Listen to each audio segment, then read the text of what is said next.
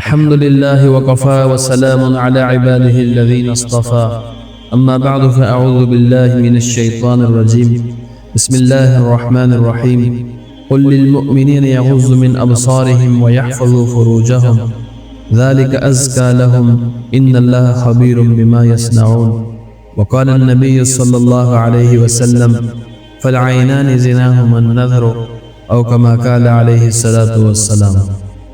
انتہائی قابل احترام بھائیوں، بزرگوں اور دوستوں، انسان کی زندگی دراصل ایک عظیم امتحان ہے۔ اللہ رب العزت نے انسان کو اس دنیا میں بھیجا، اسے عقل و شعور سے نوازا اور پھر اسے اختیار دیا کہ وہ چاہے تو اپنی زندگی کو اللہ کی اطاعت کے ذریعے بلندیوں تک پہنچا دے اور چاہے تو اپنی خواہشات کے پیچھے چل کر خود کو تباہی کے راستے پر ڈال دے۔ اللہ تبارک و تعالی نے ہمیں بے شمار نعمتیں عطا فرمائی، لیکن ان نعمتوں میں کچھ ایسی ہیں جو انسان کی پوری زندگی کا رخ متعین کر دیتی ہیں۔ انہی عظیم نعمتوں میں سے ایک نعمت آنکھ کی نعمت ہے۔ یہ آنکھ بظاہر ایک چھوٹا سا عضو ہے، لیکن حقیقت میں یہ دل تک پہنچنے والا سب سے بڑا راستہ ہے۔ جو کچھ انسان دیکھتا ہے وہی اس کے دل میں اترتا ہے، اور جو دل میں اتر جائے وہی اس کی سوچ، اس کے خیالات اور اس کے اعمال کو متاثر کرتا ہے۔ اسی لیے اہل علم حضرات فرماتے ہیں، نگاہ دل کا دروازہ ہے، اگر یہ دروازہ محفوظ رہے تو دل محفوظ رہتا ہے، اور اگر یہ دروازہ آلودہ ہو جائے تو دل بھی آلودہ ہو جاتا ہے۔ تو میرے بھائیوں، بزرگوں اور دوستوں، آج ہم ایسے دور میں جی رہے ہیں جہاں فتنوں کی کثرت ہے، ہر طرف آزمائشیں ہیں، ہر طرف گناہوں کے راستے کھلے ہیں، لیکن ان سب فتنوں میں ایک فتنہ ایسا ہے جو بظاہر بہت چھوٹا لگتا ہے مگر حقیقت میں بہت خطرناک ہے، اور وہ ہے بدنگاہی کا فتنہ۔ یہ وہ گناہ ہے جو انسان کے دل کو آہستہ آہستہ تباہ کرتا ہے، اس کے ایمان کو کمزور کرتا ہے اور اسے اللہ سے دور کر دیتا ہے۔ بدنگاہی صرف یہ نہیں کہ انسان فحش چیز دیکھے، بلکہ ہر وہ نظر جو اللہ کی نافرمانی میں اٹھے وہ بدنگاہی ہے۔ نامحرم کو شہوت کے ساتھ دیکھنا، بار بار دیکھنا، موبائل یا انٹرنیٹ پر بے حیائی دیکھنا، فلمیں اور ڈرامے دیکھنا، یہ سب آنکھ کے زنا میں داخل ہے۔ نبی کریم صلی اللہ علیہ وآلہ وسلم کا فرمان ہے، آنکھوں کا زنا دیکھنا ہے۔ یہ الفاظ اس بات کو واضح کرتے ہیں کہ بدنگاہی ایک معمولی چیز نہیں بلکہ یہ ایک خطرناک گناہ ہے۔ تو میرے عزیزو، بدنگاہی کا سب سے بڑا نقصان یہ ہے کہ یہ انسان کے دل سے نور ایمان کو سلب کر لیتی ہے۔ نور ایمان وہ کیفیت ہے جس کی وجہ سے انسان کو نیکی میں لذت محسوس ہوتی ہے، عبادت میں سکون ملتا ہے، قرآن سن کر دل پگھلتا ہے اور گناہ سے نفرت پیدا ہوتی ہے۔ لیکن جب انسان بار بار بدنگاہی کرتا ہے تو یہی نور آہستہ آہستہ ختم ہونے لگتا ہے، اور جب دل سے نور کم ہو جاتا ہے تو انسان کے اندر کئی تبدیلیاں پیدا ہو جاتی ہیں۔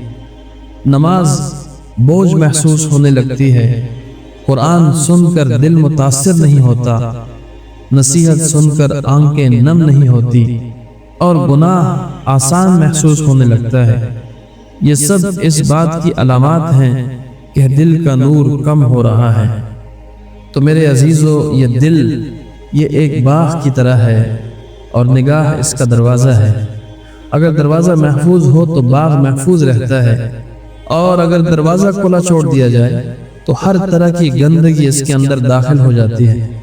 اسی طرح جب انسان اپنی نگاہ کو قابو میں نہیں رکھتا تو گناہ دل کے اندر داخل ہونے لگتے ہیں، اور آج کے دور میں بدنگاہی کا سب سے بڑا ذریعہ موبائل بن چکا ہے۔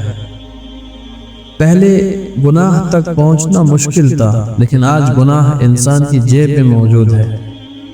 موبائل کے ذریعے انسان ایسے مناظر دیکھ لیتا ہے جو اس کے دل اور ایمان کو شدید نقصان پہنچاتے ہیں۔ اور میرے عزیزو، یہ بدنگاہی ایک ایسا گناہ ہے جو آہستہ آہستہ عادت بن جاتی ہے۔ پہلے انسان تجسس میں دیکھتا ہے، پھر عادت بن جاتی ہے، اور پھر انسان اس کے بغیر رہ نہیں پاتا۔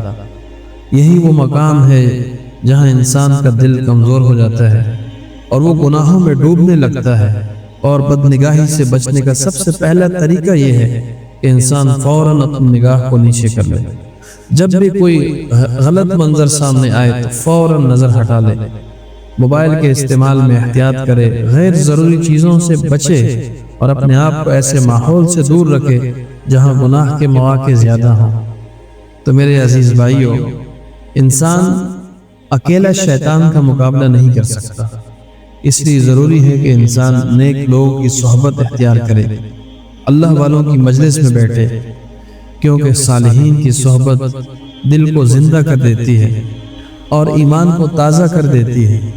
جب انسان اللہ والوں کی مجلس میں بیٹھتا ہے تو اس کے دل میں اللہ کی محبت پیدا ہوتی ہے اور گناہوں سے نفرت ہونے لگتی ہے۔